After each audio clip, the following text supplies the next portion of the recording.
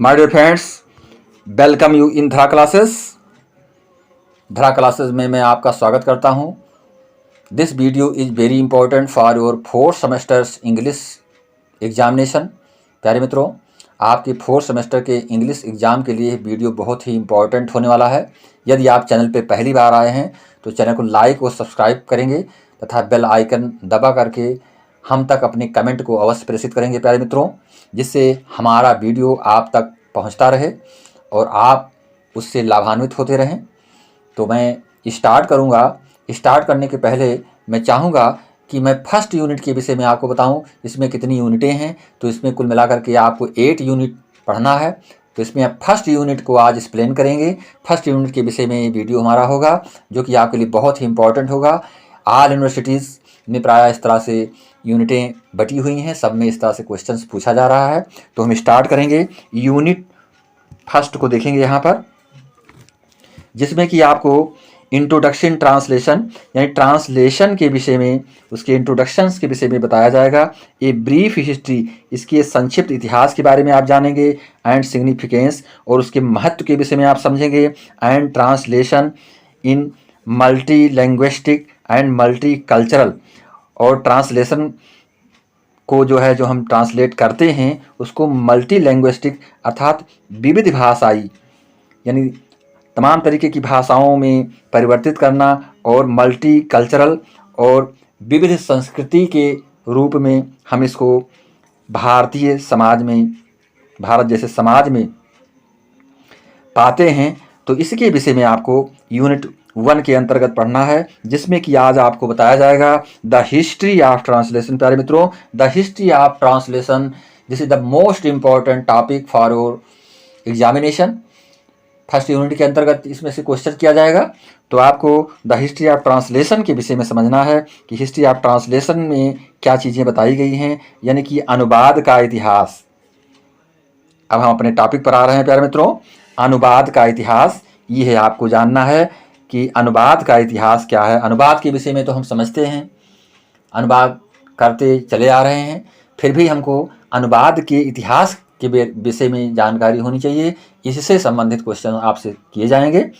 तो देखेंगे यहाँ पर, the history of translation is full of mysticism.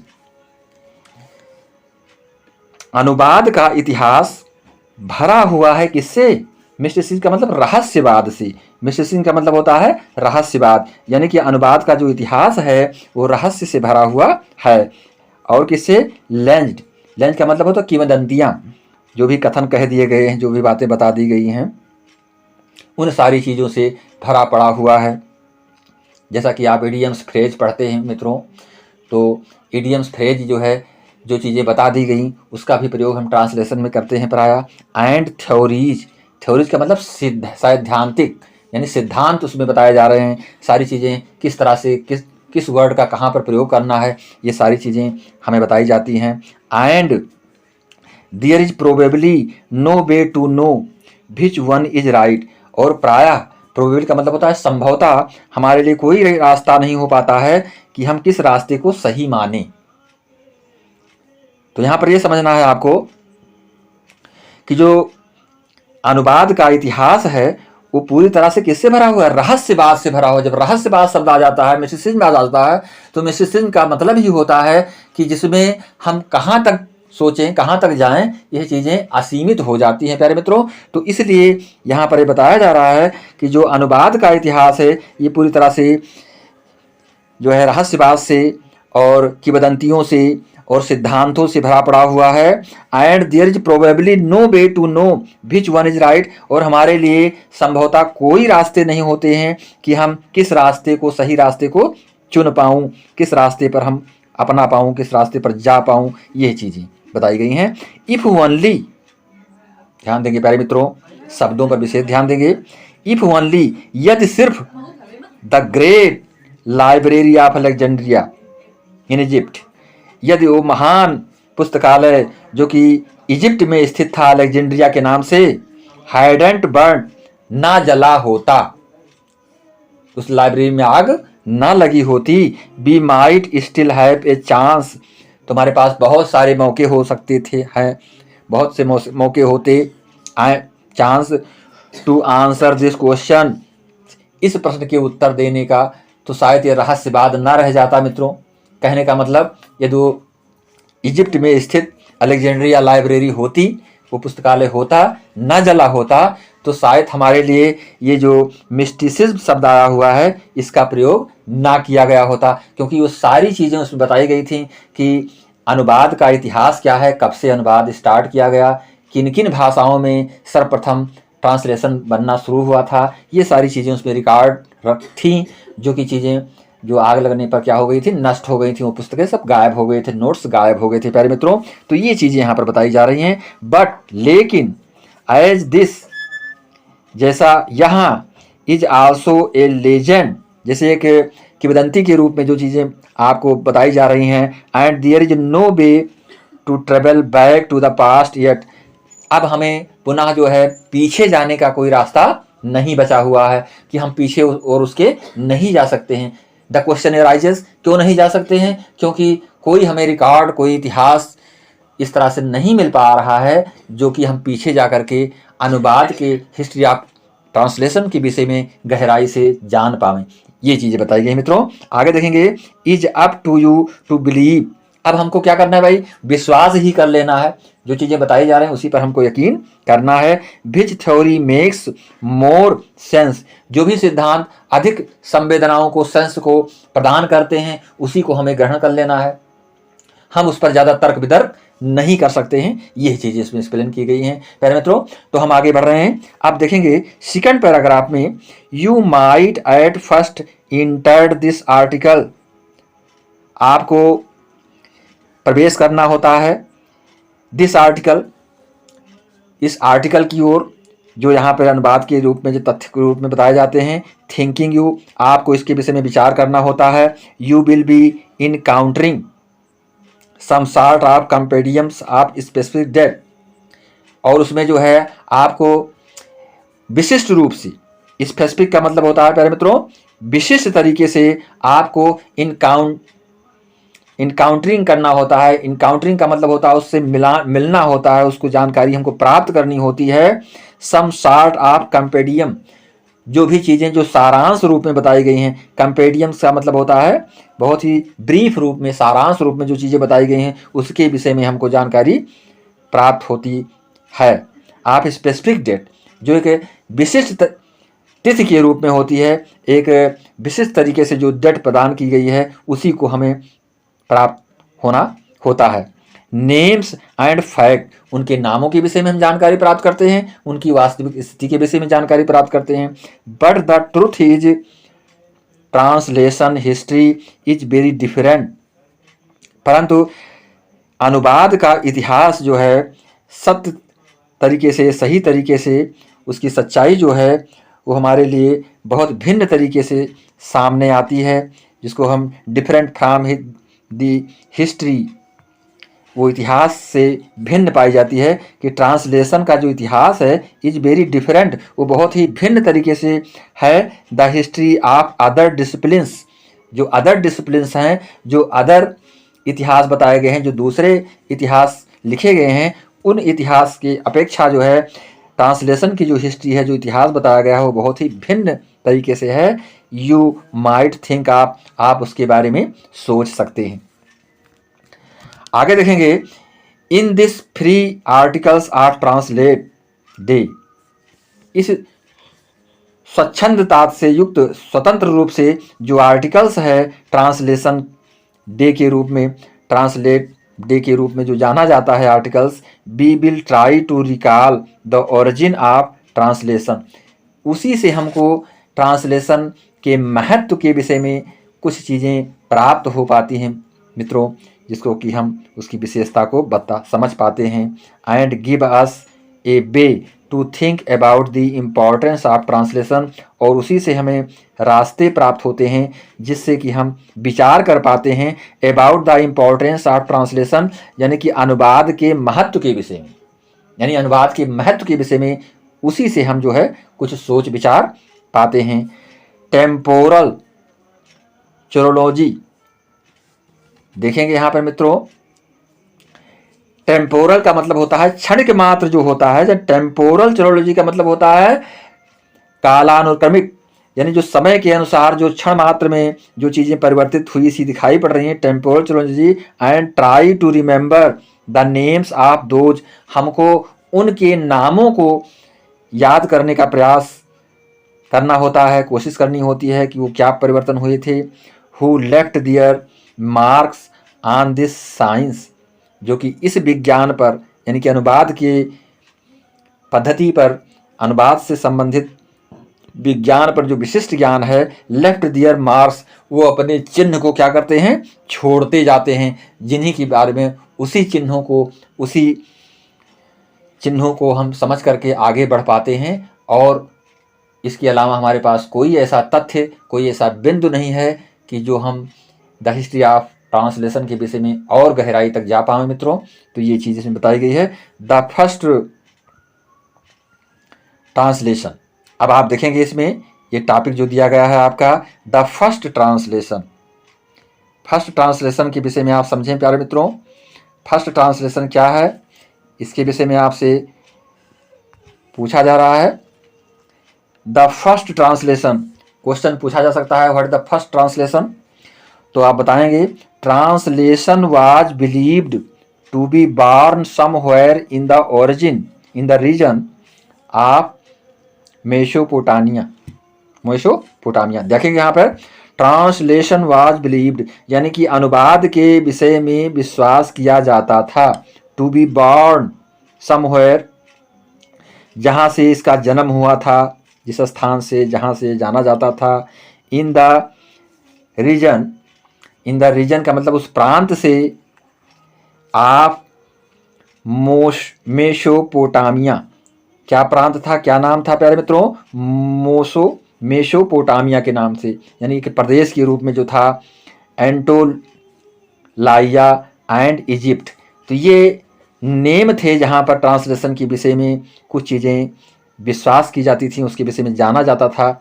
With some conflicting theories, जहाँ पे कुछ जो है कन्फ्लिक्टिंग थ्योरी यानी परस्पर विरोधी सिद्धांतिक रूप से जो है चीज़ें होती थीं, जिसको कि हम समझते थे। Among translators about the precise region, जहाँ पे जो है अचूक रूप से, प्रेसिस का मतलब होता है एक अचूक तरीके से जो ट्रांसलेटर होते थे, जो अनुवादक होते थे, अबाउट द प्रेसिस रीजन, वो जो है उन प्रांतों में बहुत ही अचूक तरीके से अपने कार्य को करते थे। Where the first translation was done, जहाँ पर पहला ट्रांसलेशन, पहला अनुवाद किया गया था। तो उनके नेम आपको जानना है, मेसोपोटामिया, एंटोलिया एंड इजिप्ट, ये जगह थी जहाँ पर जो है इन प्रांतों में first of all translation start किया गया था मित्रों। हम देखेंगे, let us answer the most controversial questions on the history of translation in order to clarify the different theories that are considered। इसमें ये बताया गया है कि let us answer the most controversial, जो मोस्ट कंट्रोवर्शियल चीज़ है, जो बहुत ज़्यादा विवादित चीज़ है, उसके विषय में हमको उत्तर देना है। प्रश्न के बारे में प्रश्न का आंसर हमको प्रदान करना है, जो कि बहुत ही ज़्यादा विवाद से घिरा हुआ है। On the history of translation, जो कि अनुवाद के इतिहास से संबंधित है। In order to clarify the different theories, जिससे हमें भिन्न भिन्न तरीके से सैद्धांतिक तरीकों को अपनाना पड़ता है। दैट आर कंसीडर्ड, और उसके विषय में हमको मानना पड़ता है, उसको हमें समझना पड़ता है, उसी रास्ते को हमें अपनाना पड़ता है। ये चीज़ें इसमें बताई गई हैं। What was the first translation in history, इतिहास में पहला अनुवाद क्या था, ये क्वेश्चंस के विषय में आप समझेंगे मित्रों। What was the first translation in history, तो देखेंगे यहाँ पर, one of the most accepted theories states that the first translation known was a poem called Epic of Gilgamesh। One of the most accepted theories, एक बहुत ही महत्वपूर्ण theory के रूप में, सिद्धांत के रूप में, इस एक स्टेट्स के रूप में जाना जाने लगा। दैट द फर्स्ट ट्रांसलेशन, जहाँ पे पहली बार ट्रांसलेशन हुआ था, नोन जो जाना गया था, वाज ए पोएम, किस रूप में जाना गया था, एक कविता के रूप में, कॉल्ड जिसको पुकारा जाता था द एपिक, एपिक ऑफ गिलगेम्स, यानी गिलगेम्स की एपिक। एपिक का मतलब होता है खंड काव्य।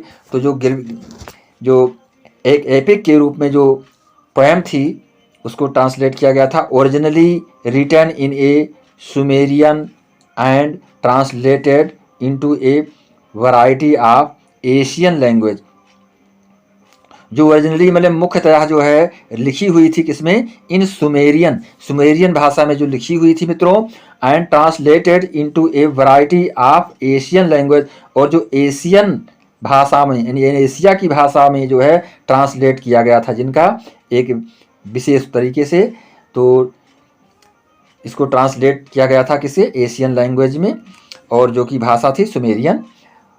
तो ये हम समझना है। इसके बाद देखेंगे another widely accepted hypothesis believed that the Rosetta stone, another widely का मतलब होता है जो अन्य चीज़ें हैं, जो अन्य व्यापकता दिखाई पड़ती है उसको हमको स्वीकार करना हुआ। हाइपोथेसिस का मतलब होता है जो परिकल्पनाएं की गई अनुवाद की इतिहास के विषय में, बिलीव्स जिस पर कि विश्वास किया जाता है, दैट द रोसेटा स्टोन्स के तरीके से इसको विश्वास किया जाता है, एक पक्की लकीर के रूप में प्यारे मित्रों। एंड एंशियंट इजिप्टियन स्टोन, एक एंशियंट प्राचीनतम इजिप्ट के रूप में एक स्टोन्स के रूप में जो जाना जाता था। इंस्क्राइब विथ ए डिक्री, जिसको कि हम एक डिक्री के रूप में, एक अज्ञात के रूप में जानते थे।